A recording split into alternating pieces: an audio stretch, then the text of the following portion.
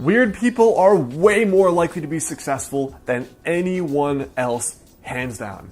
And you know, it's kind of funny because when I was a kid, I was a weird kid. Actually, I'm still weird. What am I talking about? Like, I got an acupuncture doll that looks at me as I sleep.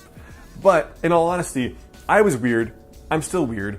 Like, as a kid, I literally read books on witchcraft and Wicca and paganism. You know, one year at Christmas, I had my grandpa order me this gift I really wanted on from a crystal site, but it was like a pagan, neo-pagan website.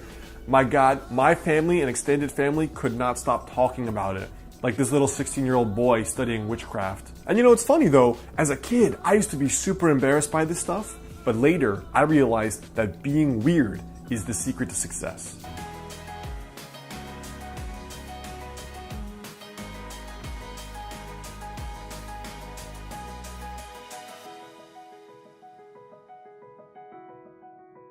Hey guys, I'm Alex Hine, author of the book Master the Day. Now, the first thing about being weird is that weird people don't care what anyone else thinks. You know, it's funny, when they do inventories on some of the most successful people in the world, and they try to study this one trait, but it's the trait where you're not afraid of hurting someone else's feelings if it means you're living your truth, as long as you're not a pedophile or psychopath or something. But basically it means that you will go after what you believe to be true, regardless of what mommy or daddy thinks, your sister, your brother, your girlfriend, your boyfriend, society, whoever. And weird people, I mean, listen, as a kid, I was so weird that I was ostracized, so I didn't have a lot of friends. And when I was young, it bothered me not having a lot of friends, okay? But as I got to be older and I didn't need a lot of people, because I was used to being alone basically, when I got older, like older than 25, and I was in the real world and a lot of that weird stuff goes away, or people judge you less. It was funny because, you know, as a kid, it really bothered me, but as an adult, you realize how much of society gets you to do crap you hate because of peer pressure and the fear of missing out. Now, it's funny though, because when you don't fit in already and you don't have a lot of friends, what's the one thing that will not work on you?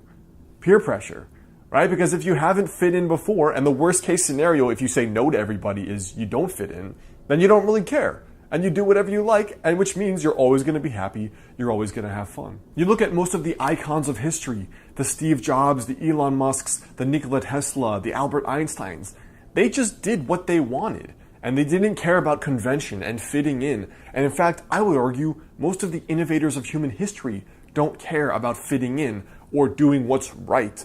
They do whatever their own truth is. The second trait I see a lot is that weird people are content being themselves.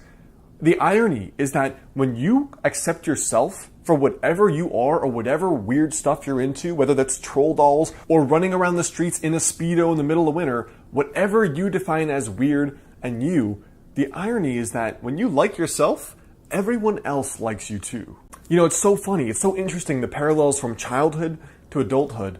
As a kid, fitting in, playing it safe, being the jock or being the pretty girl or being the good student, when you're conventional, that's how you make friends. Ironically, that's what attracts people to you when you're young. But the funny thing is, as an adult, it's the exact opposite.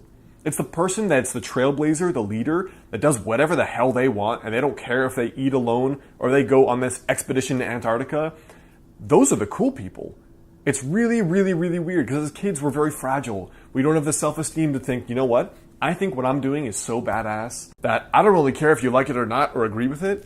So as kids, we just play it safe, right? We dress like everyone else. We act like everyone else. We don't want to be too weird. The goth kids and the little girls into Wicca and witchcraft, they're the weirdos, right? As an adult, when you're doing your thing and it's different, you get to be an adult and everyone is so vanilla. It's so whitewashed. You get the good job. You get the picket fence. You get to be just like what everyone else is. You wear the same suit. You wear the same clothes. You go to the same desk. You do the same role every day. You're just vanilla like everybody else. So when you're weird and you're just being yourself, you're Rocky Road in the world of vanilla. The third thing is that extremely weird people think differently and thus innovate. Who the hell would be like, you know what? I'm going to send rockets to Mars and I'm going to self-fund it. Every smart person from NASA to Neil deGrasse Tyson has said, no one will ever self-fund these expeditions to Mars. And yet, Elon Musk just punched them all in the face.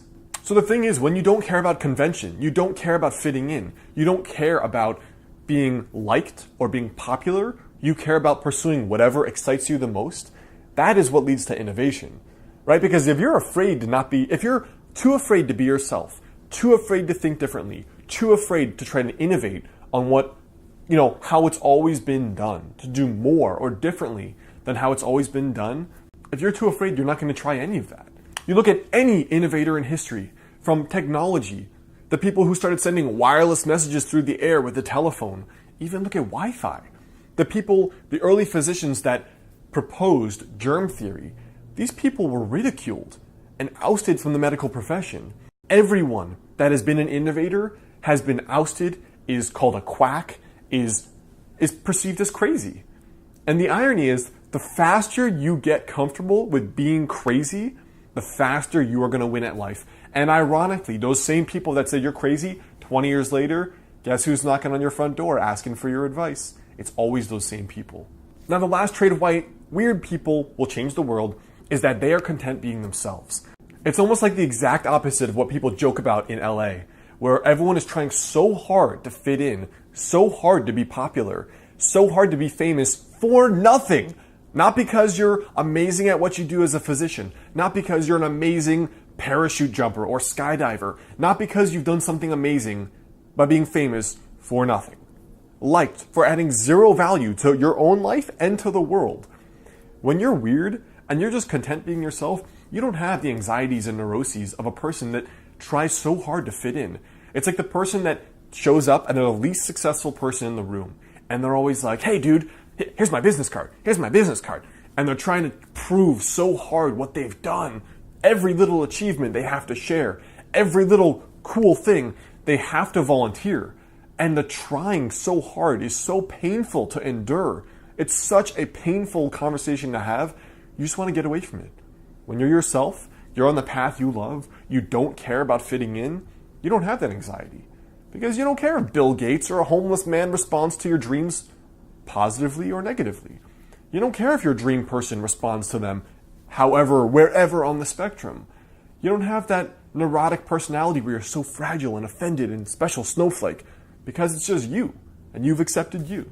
And I think the most important thing is, if you accept you, if there's that internal calm, that is a palpable sensation people will feel. And that is something that not too many people have, that kind of inner calm of knowing themselves and knowing that they are on the path that they want to be on. So, before you go, I want you to comment there below, and you let me know what makes you weird. What's up, weirdos? It's Alex Hine. Now, I hope you liked this video.